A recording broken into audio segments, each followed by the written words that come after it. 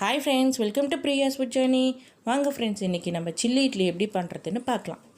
எங்கிட்ட வந்து காலையில் இட்லி சுட்டது மீதி ஆயிடுச்சு. அதை நான் ஈவினிங் குழந்தைங்களுக்கு ஸ்நாக்ஸாக பண்ண போகிறேன். நீங்கள் இட்லி அப்பயே சுட்டும் கூட இந்த மாதிரி பண்ணிக்கலாம். மீதியான இட்லிலையும் நம்ம பண்ணலாம்.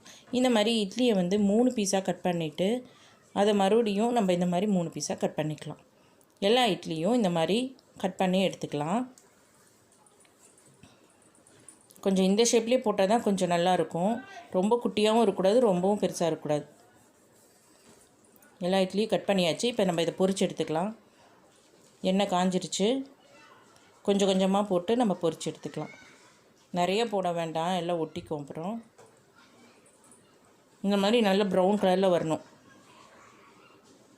எல்லா இட்லியும் இந்த மாதிரி பொரிச்சு எடுத்துக்கலாம். பாருங்கள், இதுவே சும்மாவே சாப்பிட்றக்கே நல்லாயிருக்கும்.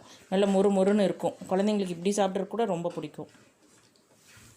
இப்போ ஒரு கடாயில் வந்து எண்ணெய் ஊற்றி எண்ணெய் காஞ்சிருச்சு. பச்சை மிளகா, ஒரு 2 பெரிய வெங்காயத்தை வந்து குட்டி குட்டியாக கட் பண்ணி வச்சுருக்கேன். இது கொஞ்சம் நிறைய வெங்காயம் போட்டால் நல்லாயிருக்கும். வெங்காயம் நல்லா வதங்கட்டும். இதுக்கு கொஞ்சமாக இஞ்சி பூண்டு பேஸ்ட்டை சேர்த்திட்டு நல்லா கலந்து விட்டுக்கலாம்.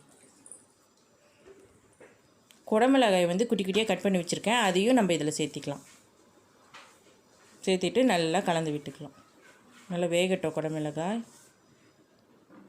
இப்போ நான் வரமிளகாய் வந்து நல்லா சுடுதண்ணியில் போட்டு ஊற வச்சு அரைச்சி எடுத்துருக்கேன். அதை ஒரு ஸ்பூன் சேர்த்திக்கிறேன். டொமேட்டோ கெச்சப் வந்து கொஞ்சமாக ஒரு அரை டீஸ்பூன் மட்டும்